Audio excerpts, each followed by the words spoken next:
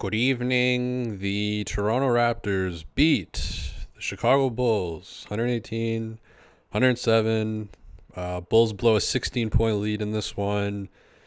And this is, I think, the 11th time these two teams have played each other this season. And I believe this is the first of the Raptors' W's. I watched the Bulls broadcast tonight. I'm still on my TSN Sportsnet detox/cleanse, so I got some beauties from the Bulls broadcast, which was pretty incredible, pretty incredible tonight. But yeah, the Bulls, man. I mean, they blow a 16-point lead. They don't score in the last 8 minutes of the fourth quarter. The Raptors had I don't know how this is right, but it said this on the Bulls broadcast. The Raptors had 7 turnovers in 3 minutes and 45 seconds. I guess that was 128 of the fourth quarter, so retroactively back from that. 7 turnovers in 3 minutes and 45 seconds. I don't know if that's real, but they said that on the broadcast, so I'm gonna take that as gospel. But yeah, it was a really funny game because you have this center issue, obviously, and you've got a team with Vucevic, Drummond, and the Raptors have Jonte Porter, Thad, and Boucher. And Jonte Porter goes out with a back issue, and he looked kind of like he was stumbling around a bit. It didn't look like a back. He had a closeout that I'm gonna guess was maybe it. He had a really messy closeout where he just rammed in the guy, but he only played 5 minutes, and Boucher played 7 minutes. So those guys combined for 12 minutes, but that doesn't matter because the guy who I have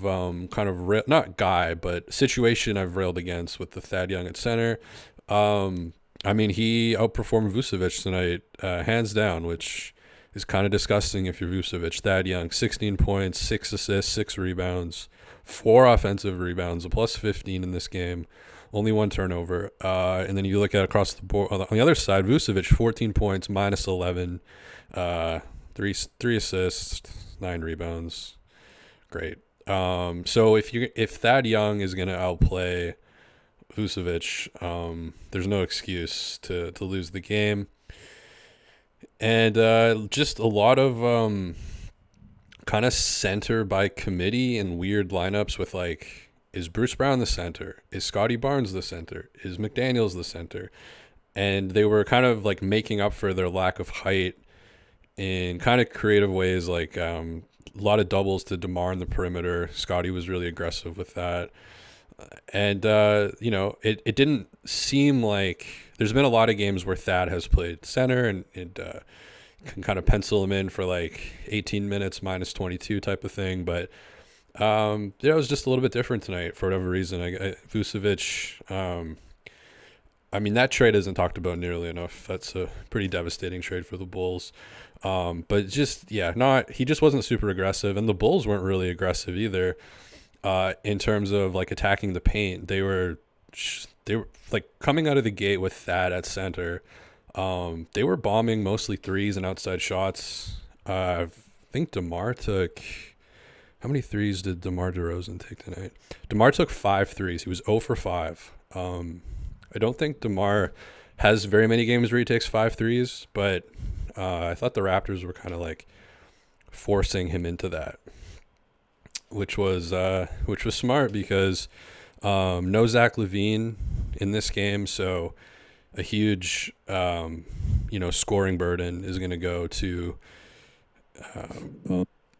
DeMar DeRozan, and other guys are out too. No Pat Williams and whoever else they have that was out. But yeah, so just a weird game. I think the center thing made it strange, but kind of cool to watch because I think this was the first game. The Bulls broadcast called him Portal. Like a space portal, which I got a kick out of.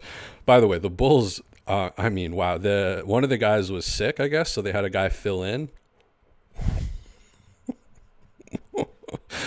I mean, nothing that's going to get you fired, but just I mean, there's some pretty good stuff.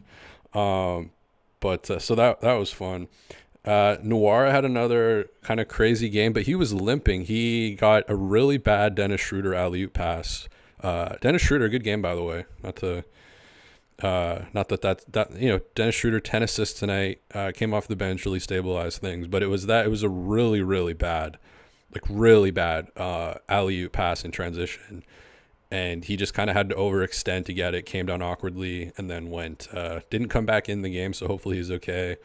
So Noir and Porter both limited in their minutes, along with the limitations of no Quickly, no Barrett, no Portal, which I want to start calling him Portal now because he also thought that McDaniels had been on the team with Nick Nurse. So he was like, they were doing this whole rant about how McDaniels got way more minutes when Nick was coaching, and now with the new coach, oh god, it was great. I'm really enjoying the detox, the TSN Sportsnet detox cleanse. I'm getting a flavor of the other broadcasts around the league. He also called it a European step instead of a Euro step, which I have never heard before. So credit to that, the European step, and Jakob Portal. Also, Bryan Cranston Ford commercial. People seeing this? Why doesn't he just do the Breaking Bad voice? He's doing some like car commercial voice. It's because it took me 7 times to notice it was him. So isn't it better just to come out as Bryan Cranston? Like, you're famous enough, just do your normal voice. But on the Bulls side, I thought Desumnu played kind of above his pay grade, and Caruso as well, and that's basically it. Colby White, really off game from him. I thought they played him pretty well. Like Dennis was picking guys up pretty far out. They were doing some full court press at the end, and again, the Bulls go like. They went 6 minutes without a bucket, around a minute left in the. I don't believe they scored after that, so I think they went about 7-8 minutes to end the game without a field goal, which that's how you blow a 16-point lead, I guess. So, yeah, I'm here in somewhere in Europe. I watched The Third Man last night, so I'm thinking about that. But yeah, down the stretch, it was kind of ugly for both teams. Again, Raptors tons of turnovers down the stretch. DeMar kind of trying to take over a little bit, but it wasn't working. I thought the Raptors defense was really good down the stretch there, and it just didn't feel like a game where they were short of centers. And like again, not only were they short of centers, but you've got Boucher and Porter combining for 12 minutes in this game. I mean, Thad Young played 32 minutes tonight for Thad Young, 8 for 13. Yeah, it's just hilarious to me that he outplayed Vucevic. And the Bulls, I mean, this was an ugly game from the Bulls. Really ugly. Like, Desumnu was nice, 21 points, DeRozan 25 points. But, I mean, they only got 21 team assists. Like, the bench had 3. They got 3 assists from their bench. You know, it's, like, just looking at their assists, 5, 3, 6, 2, 2, 1, 0, 0, 2. 21 assists in 48 minutes is rough. Raptors 34 assists, and they said this on the Bulls broadcast that the Raptors tonight set a record for most 25 plus assist games in a row. I believe in NBA history. I could be getting that wrong. As you can see, assists don't correlate to winning necessarily, but hey, it's a more entertaining brand of basketball to watch. It's a better product. I was kind of doubtful about this game until about halfway through the third quarter. Raptors going a 13-3 run. Bruce Brown was a big part of that too. He was kind of the de facto center, and that lineup was Schroeder, Scotty, Brown, Dick, and Gary. That was the lineup that really took away that lead, because the Bulls had a 16-point lead at one point. And I thought, and another really sexy play, obviously, that a lot of people are buzzing about was Wara, 4-point play on the 3-pointer. Really unfortunate he got hurt in this game, because this is 2 games in a row he was really cooking. 4 for 5 from 3 for him tonight. 3 for 3 from the line. 5 for 7. 17 points in 19 minutes. Yeah, it's just kind of random but very cool. The Bulls broadcast kept talking about him as if he was on Milwaukee last week. Yeah, they were special tonight. But you saw Grady get really serious minutes, which I've been wanting to see. Like, there's been a lot of games where, and it was kind of weird. I mean, I guess they're shorthanded, but I didn't think Grady was like great tonight. But they put him in. They put him in back in the game in the fourth quarter, and I like that. Nothing jumps off. I mean, 3 rebounds is nice. Four assists is nice too. In 20 minutes, didn't get any points, which is kind of wild. Didn't really seem that involved.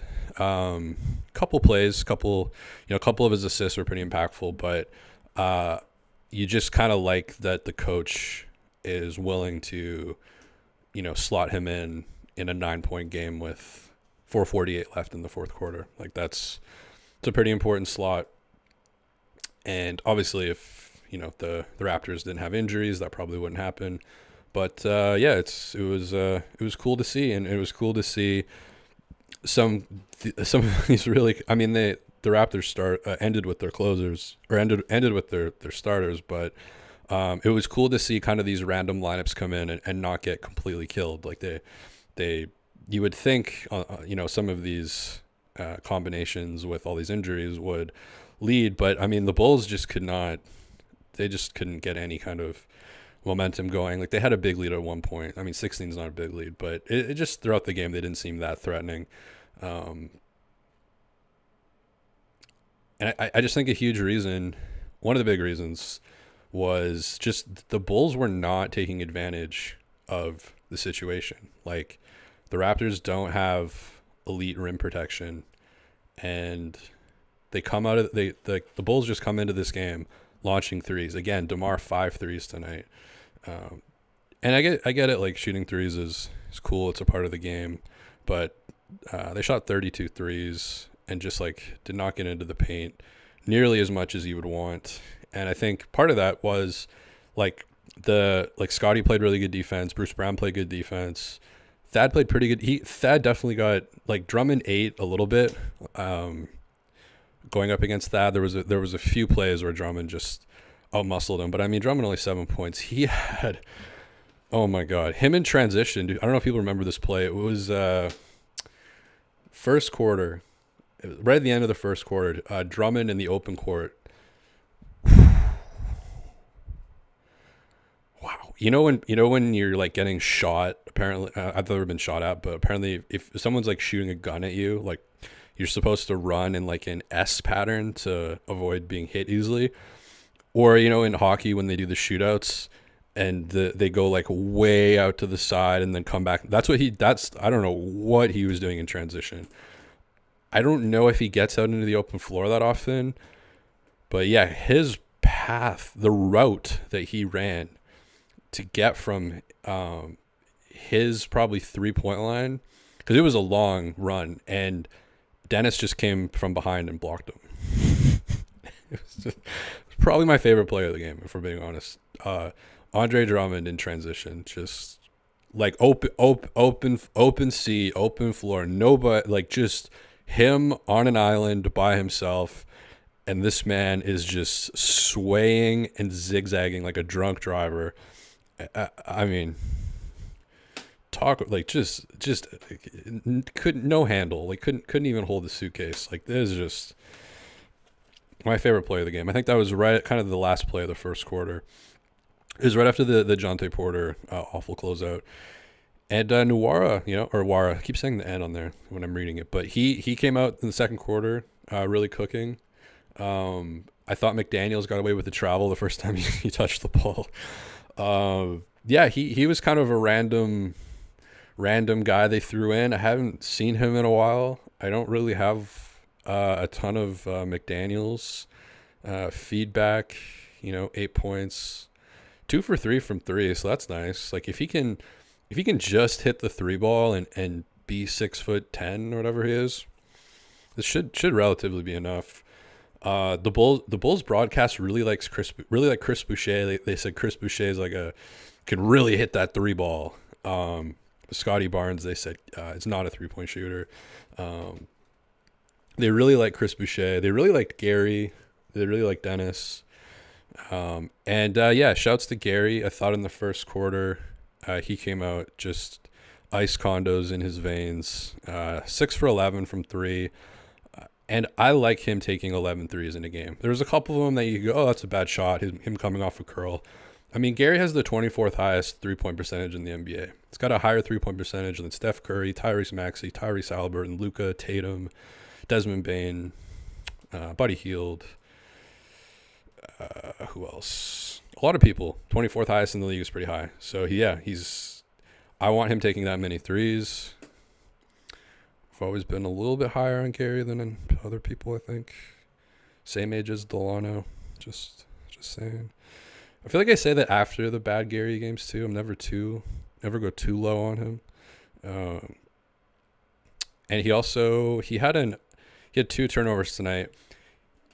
When I checked last, which was probably 3 weeks ago, he had the lowest turnover rate in the NBA. Now, yes, he doesn't pass it a ton, but there's a ton of other players that pass it as much as he does that have a much higher turnover rate. So, yeah, lowest turnover rate in the NBA, 24th highest three-point shooting percentage in the NBA. Just throwing that out there. Just saying. Just throwing that out there. I like the 11 threes. Especially when nobody else other than Wara was really feeling it from 3, 4 for 5. But he, and I guess with Scotty, that's been I guess like the weirdest change is just like, I understand if you're taking these huge defensive assignments, that your offense is going to drop off. And I don't even really care about like the points dropping off really. But for me, I don't know if it's like worrisome, but it's just, I don't love it, is how much the 3-point, not even because the percentage has dipped too, which is whatever, it's fine. I think it's down to like 36, 37 now, which is league average. It was at 40 for a little while, but I just feel like the volume is way down. Like he only took 3 threes tonight. And he's having a bunch of these games where he's like 0 for 3, 1 for 3, 1 for 4. I think with the context of where this year is at, it's development year. Got Grady Dick coming in with 448 in the fourth quarter. Get some threes up, in my opinion. But whatever, it's part of the progression. But that's the one part, I guess, that I'm kind of don't love about the new version, where it's a much more pronounced defensive role. It's almost like he had that game where he went 7 for 15 from 3. I just can't really that almost doesn't seem real anymore. I can't really picture it.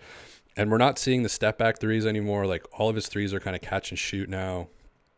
And yes, part of that is teams are adjusting. Even in the Philly game, it was either I think it was the second game. It might have been the first game they played Philly, and they left Scotty open for 3 threes early in the game, and Nick just kind of sat there, and I was surprised. And then after the third one went in, they started to actually cover him a lot more aggressively.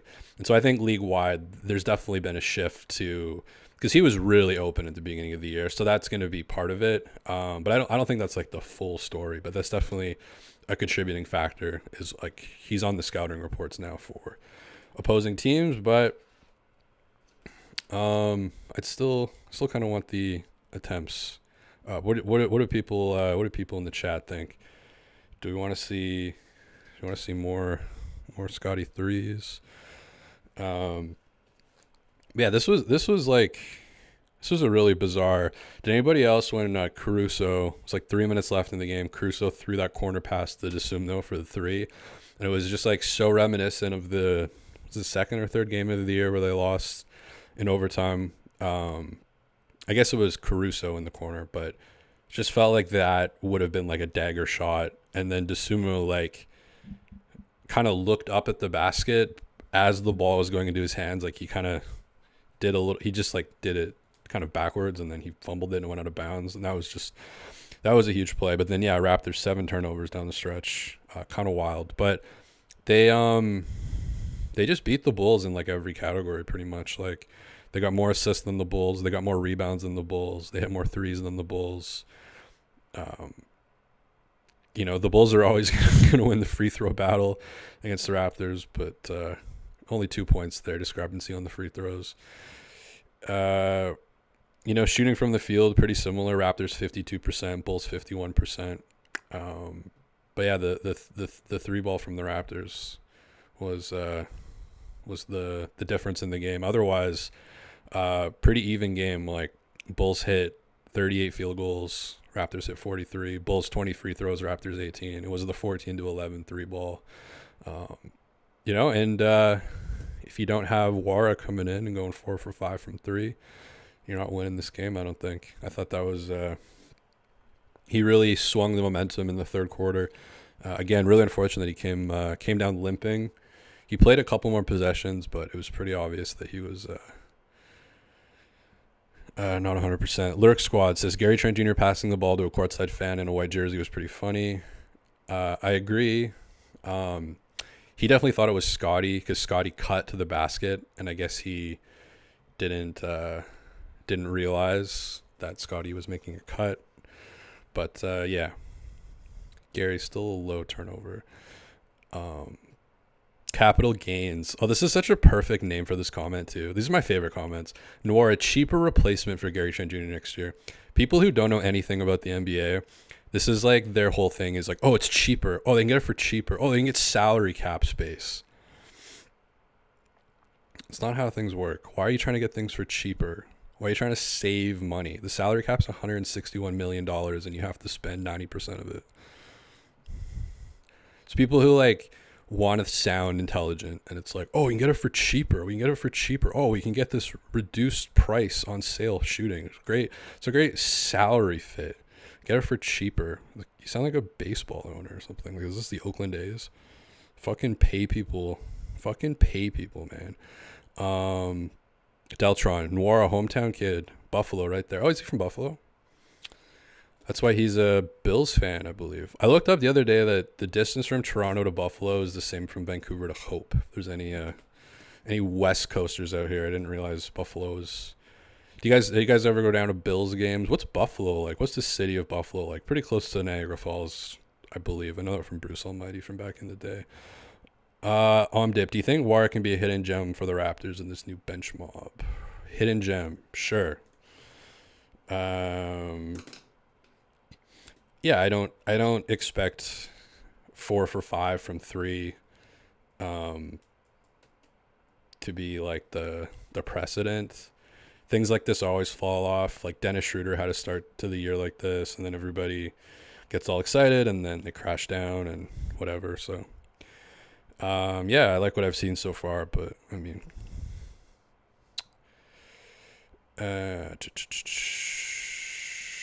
the Shy Star Boy says, there was a lineup of Wara, Daniels, Temple, Dick, and Young at one point. They didn't fall apart. Thanks for that. Because that was the lineup I was trying to come up with when I said they had a lot of janky lineups, especially. And I think that was like in the start of the fourth, I believe, or the end of the third. Like there were a bunch of lineups. That one in particular, where it's like, is this whole thing gonna fucking fall apart? And there was a couple plays. I remember Temple got dunked on once or twice, but. Yeah, the Bulls just were not able to put any type of rhythm together in this one. Iconic says, I like the way Wara attacks the rim. That dunk would have been nasty. Yeah, I agree. He seems to do it pretty consistently too. Like he makes quick decisions. He doesn't because you got Precious, for example, who he had some highlight stuff too, especially attacking the rim with the force that he would, but it wasn't consistent. It was like 2 of every 6, I guess that's 1 of every 3. 1 of every 3 drives would be like that, or maybe 1 of every 4. But with Wara, yeah, there's more consistent aggression. Kind of has like an RJ Barrett feel, I think, a little bit on his drives.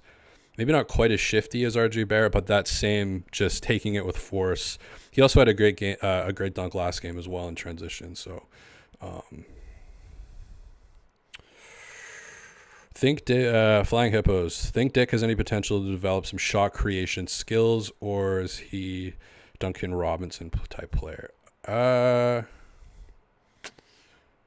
I mean the pull up. I mean back in college, I thought the pull ups looked pretty good. Like, I don't know what the percentages are off the top of my head, but his one dribble pull ups were pretty effective in college. So I think that's a pretty good indicator, and also his movement.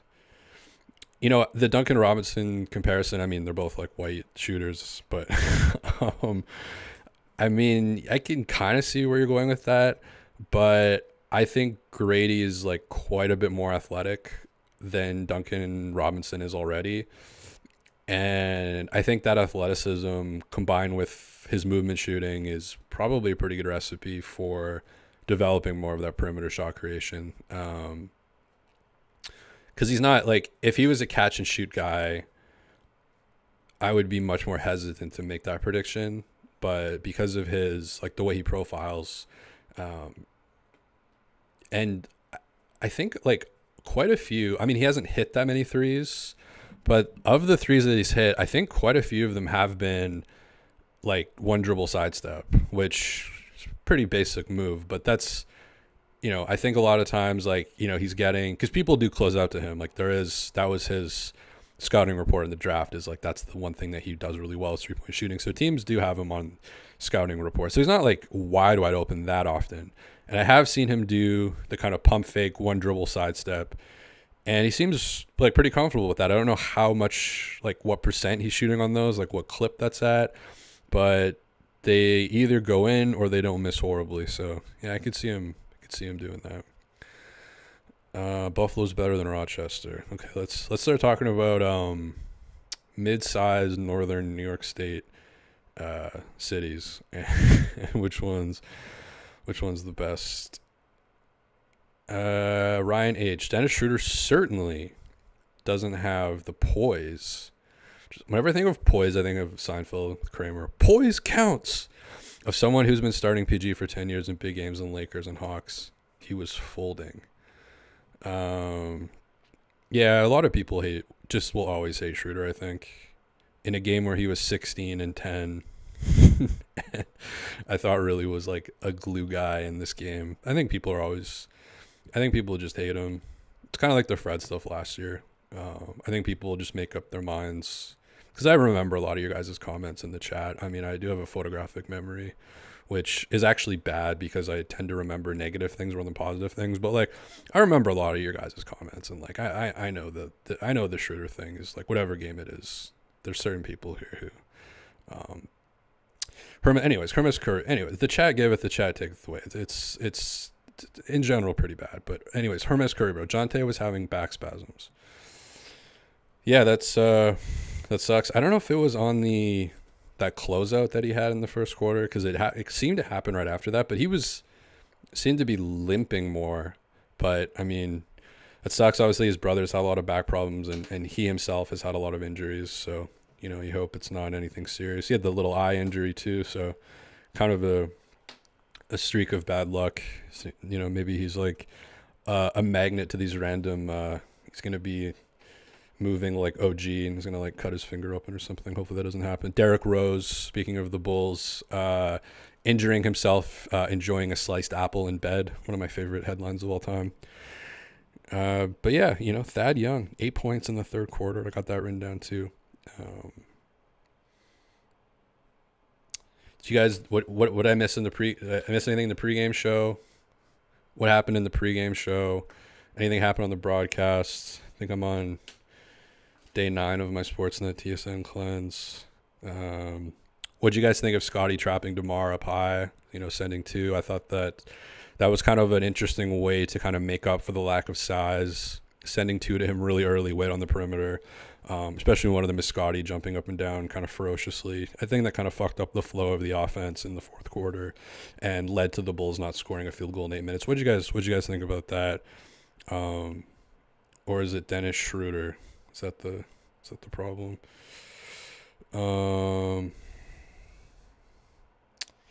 Did you see the Gargalen tonight? I don't even know what that is. Is that a new thing? George Stevens, Buffalo's better than Rochester, which is where I'm from. Rochester. Did you ever listen to the Morning Bee Coffee Club with Terry Clifford in Rochester? What's New York State like? I've been to New York City, but I haven't been around New York State a ton. Got a pretty good 11 days there in New York City, so I know it like the back of my hand. Yeah, what I missed in the pregame show. You guys, do you got any more folks? Have any Russell Westbrook trade proposals? Hire Phil Jackson. there are some people in the comments who I think would be really funny to have like as guests. Um, so maybe I will do some kind of like call-in type thing because I think like some people in the comments are like, it's special how just there's something like dystopian and beautiful about, like, there's something very Tommy Wiseau about some of the comments, and there are people who consistently make those comments, and instead of like scaring them away like I did to CH and the Basketball Maven, it might just be a more mature and funnier thing to just like bring them onto this show and just pretend to like them. Iconic one, I would like the Raptors to pick up Kata. It's really funny that you said that because I was watching Summer League like he was on the Kings. I remember he was number 88 on the Kings. I was just like, how is this guy? I think he was on a 2-way or something too, or a 10, like he was not like a member really of the league. And I was like, how is this guy not? I think his defense is a little bit sus. But yeah, offensively. But yeah, the Raptors definitely, I think, is Portal, as the Bulls said tonight, is Portal coming back. Yeah, the Bulls broadcast was pretty great tonight. They really like Dennis and Gary, so they're really feasting over Dennis and Gary. But yeah, I thought Dennis really kind of orchestrated a lot of stuff tonight. 10 assists. He's had a lot of games with 10 assists.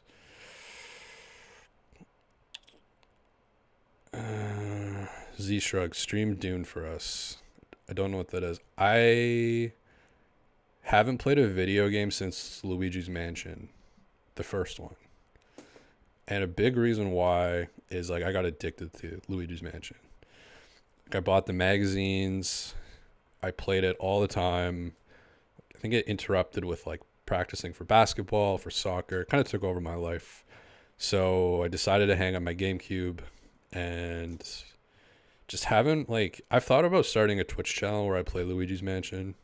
Do you guys remember that game, Luigi's Mansion? I used to play that and 1080 Avalanche that had that awful Finger 11 soundtrack.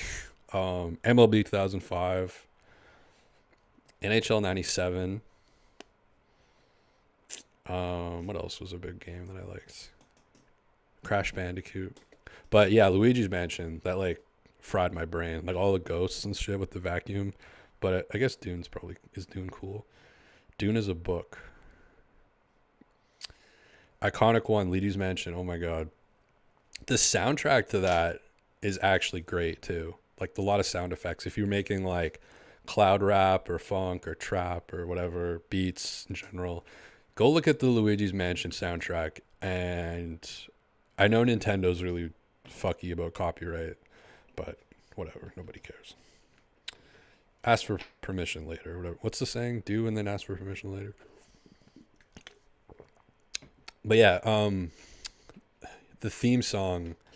Who's the doctor's, like the doctor guy that like shows you through the house? Fuck, it's been a long time. But his theme song is crazy. It's almost like an Ivy Lab type beat. It's like 85 BPM, which is right in that like Timbaland, J Dilla, Ivy Lab speed. What's his name? Luigi's Mansion. I think he's a doctor. He lives at he has like a, I don't know if they were trying to make him like Japanese. EGAD. Professor EGAD. His theme song is crazy. Maybe I can play it. Last time I played White Noise because I was hearing noises outside and people could hear that. So maybe people can hear, and I'll get Nintendo now coming after me. EGAD's theme. Can you guys hear this? Can you guys hear this playing? Professor EGAD. New York State is weird. It's pretty country.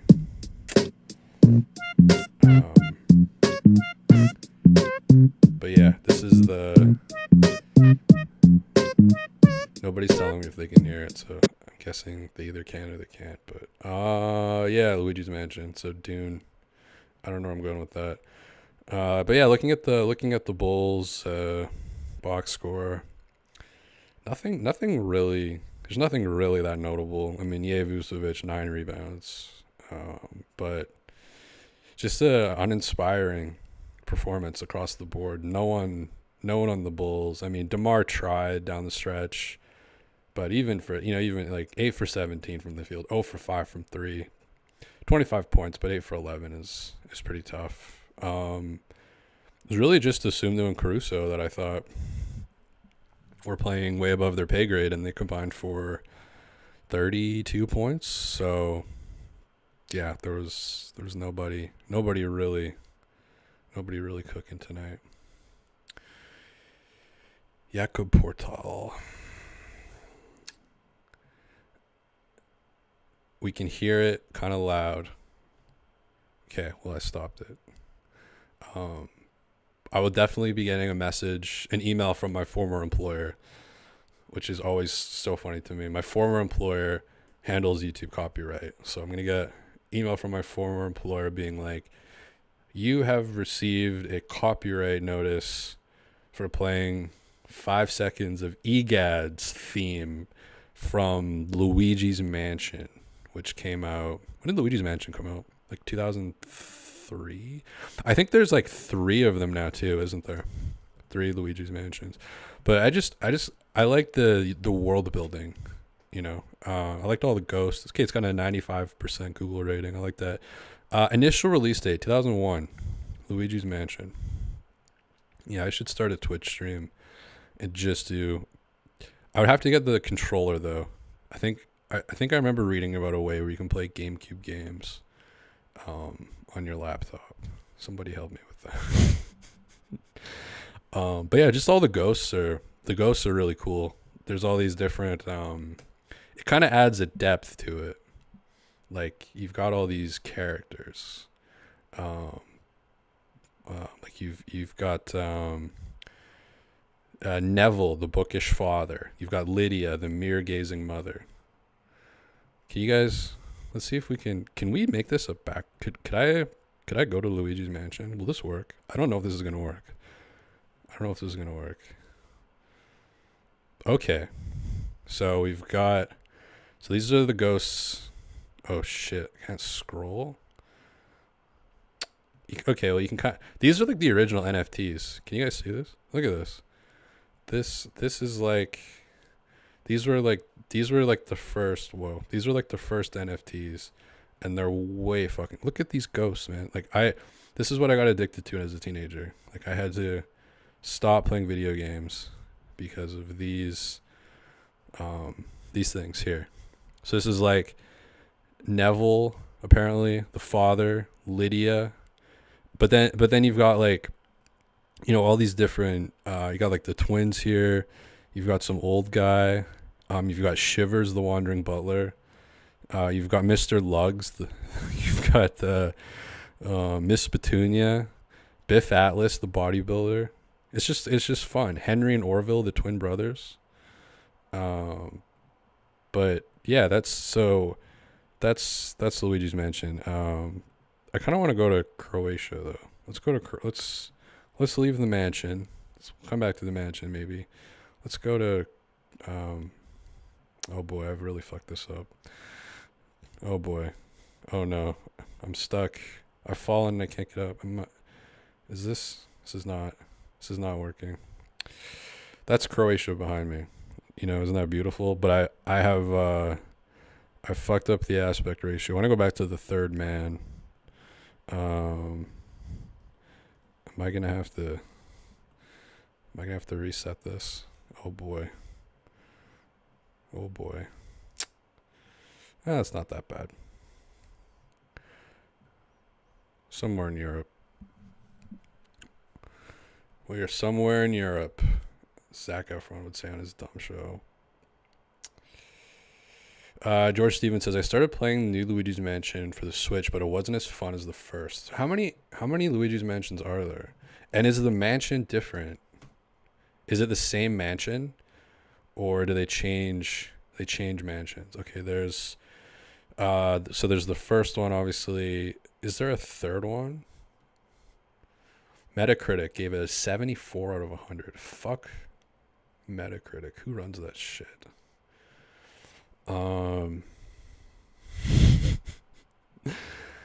FBI is about to be at my door. Mafia Will Your Knight says no new Nintendo game is good. Just the old ones you're talking about. Damn. So did Nintendo kind of have a fall off? I guess you don't really hear much about Nintendo anymore. Not that I'm like tapped in to the gaming culture, but Nintendo seems to have kind of fallen off because in my day, well, you when I was like really young, you had the original Nintendo, and then some kids would have like when did Sega Dreamcast come out? I never got into Sega Dreamcast. I don't think I had any friends that had a Sega Dreamcast. It was just like a little bit niche. The Dreamcast came out in 98? No. Was there one before the Sega? What the fuck? Now I feel like I'm going crazy. Wasn't there an earlier one? But the Sega Dreamcast, I just like saying that now. The Sega Dreamcast, 98. What preceded that one? There had to be one that preceded that one. The Master System, no. The Sega Genesis. Is that what I'm thinking of? That might be what I'm thinking. The Sega Genesis came out in 94 with Sonic the Hedgehog, okay, all that shit. And they have like Star Fox too. I never really got into that. And then when the Dreamcast came out, I don't think I had any friends that had a Sega Dreamcast. But that would have been around N64 and PlayStation. And I had a PlayStation, but most of my friends had N64. So those two I have knowledge of. I was also addicted to I kept calling it Torino, but I think it was Gran Turismo 2, not 1. I need to make sure.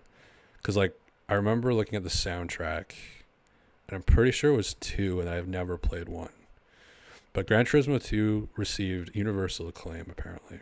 93 on Metacritic. And Luigi's Mansion is a 74. Yeah, Gran Turismo 2 was sweet. The soundtrack was great. Like Stone Temple Pilots and like cool jazz music and stuff. More like funk music, I guess. But yeah, that was a sick ass game. You could play like the South, the East, or whatever. Go to I want to play that now. I should get back into video games. I should get back into video games and energy drinks. Those are the two things I've really kind of left behind for some reason.